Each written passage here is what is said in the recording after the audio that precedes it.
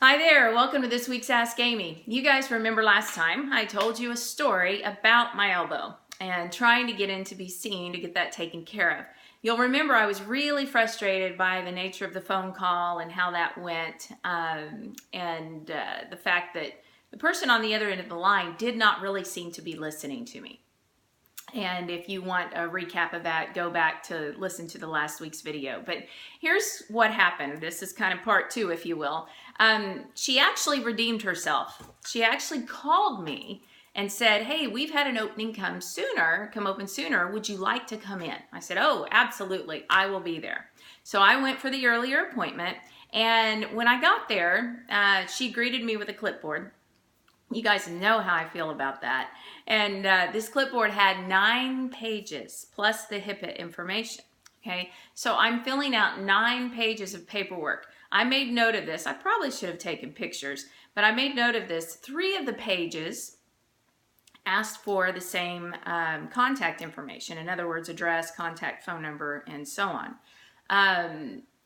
3 other pages had policy-driven information. One of them was, here's what's going to happen if you cancel, no-show, or are late for your appointment. Second one is, here's what's going to happen if you don't pay your bill. And the third one was something to do with transferring records and that type of thing. So the interesting part, it said, if you are late to your appointment, there will be a $30 additional charge added to your bill.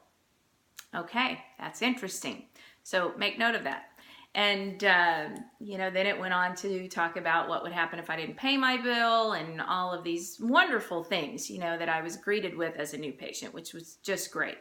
Now, I want you to think of something here is how well, just as we take a time out and then I'll carry on with the story, but I would like for you to think about how well does your new patient, existing patient experience, how well does that reflect your vision?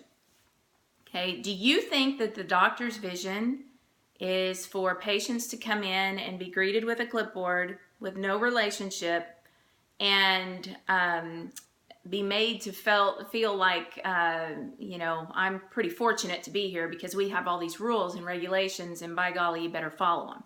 I don't think the doctor's vision is for patients to feel that way. And so think about that. What is, how well is your vision reflected in your patient experience? Okay, so now we're going to get back to the story. So I fill out the paperwork. It was really frustrating having all this duplicate information to fill out several times, which in fact I didn't. I just put C page 1. They took my insurance card when I got there, so I put C card when it asked for my insurance information. It just doesn't make sense, guys. It makes no sense to be asking for the same information over and over and over. It makes you appear as if you're unorganized. Or didn't they make note of that when I called? Didn't they, it just doesn't make any sense. So as I go to turn in my clipboard, the gal says, well, you're just going to have to be patient because it's crazy today. And I said, oh, okay, well, what does that mean? How long do you think it might be until I'm seen? She said, I have no idea. I said, okay. Well, fortunately, it was a day that I didn't, it was an afternoon that I had kind of cleared, didn't have just a whole lot going on, and so there was really no urgency. So I just sat down and returned some emails, did some work on my phone, and it was all good. Well, as time passes, more and more people are coming in. Okay, there was, got to a point where there were so many people in there weren't enough chairs. And so I stood up and let an older gentleman with crutches sit down and just kind of leaned against the wall. And at that point, it had been about 45 minutes. So I went over and said, how are we doing? What does it look like? I said, it seems like there are a lot of people that are here still that were here when I got here. And she said, well, we're doing it as fast as we can. We're getting to you as fast as we can. I said, okay.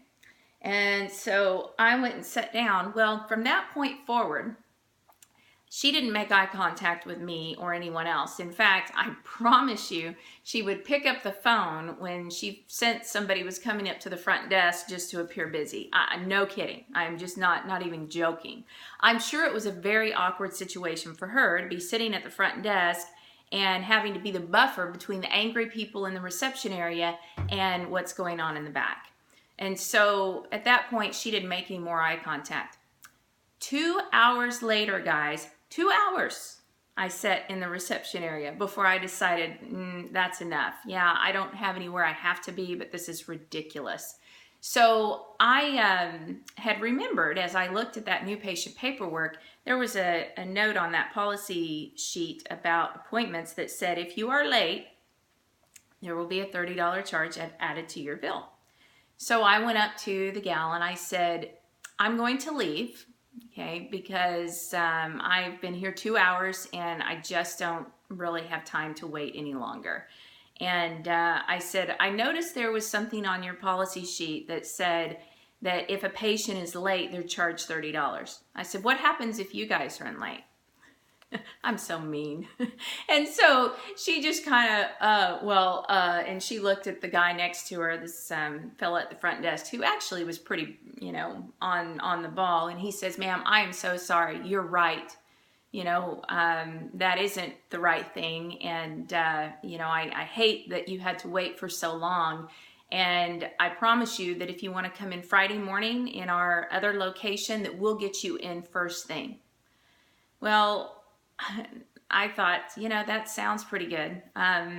But I was really frustrated and kind of angry at the whole situation at that point. I said, why don't you put me down? And if I can't get in sooner somewhere else, I may be there. I'll let you know. And he said, okay, sounds good. Well, I simmered down between, those two appointments and actually went in that Friday morning, which is consequently when I was had my appointment in the first place. Went in and they were very apologetic. The doctor was very apologetic. The fellow that actually offered to see me first thing that Friday morning travels with this doctor and was in the other location with him, and they couldn't apologize enough. So have they redeemed themselves? Well, I'm not sure. I certainly won't go to that Central Dallas location anymore, and I did tell the doctor how I felt about his front desk person and how she handled it. Here's the thing, guys. Here are just some key points to remember. Number one, don't make your patients wait. Okay? If you are waiting or your patients are waiting over and over and over, and that's a normal thing in your office, you run late typically, there's something wrong. There's a system breakdown. Now, your patients, I'm sure, I hope, aren't waiting 2 hours, but you know what? 15 minutes is too long. If they're waiting at all, there's a system breakdown or a lack of systems. Figure it out. Okay, maybe you need to time your procedures. Maybe you're not scheduling correctly. Whatever it is, figure it out. Second thing is if you do run late, and I understand that's going to happen, you'll have that patient who doesn't get numb. You'll have things that are out of your control. Immediately, when a patient walks through the door, let them know what's going on. Mrs. Jones, hey, I am so sorry that we aren't on the ball and ready to see you right now. I appreciate you being on time, but we're running late. We had a patient that had trouble with anesthesia this morning, and it's put a little bit of a kink in our schedule, and I am so sorry. It's probably going to be about 10 minutes. If anything changes, I will let you know. Okay? Don't avoid the patient. If anything changes, let them know. Acknowledge them, appreciate them, offer them something to drink. They are a guest in your office, and that's how they should be treated. They shouldn't be ignored. The other thing is simplify your darn paperwork. Okay? If you're asking for duplicate information, fix it. There shouldn't be places in all different parts of your paperwork packet asking for the same information. So just simplify that.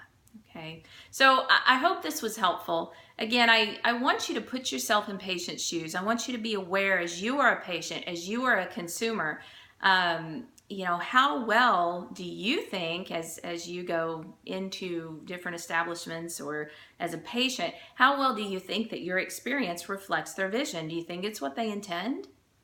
And finally, is your patient experience, new or existing, what you intend? Based on your vision. And I hope you'll revisit that and reflect on that. I thank you guys for taking a few minutes here to tune in, and I look forward to talking to you next time.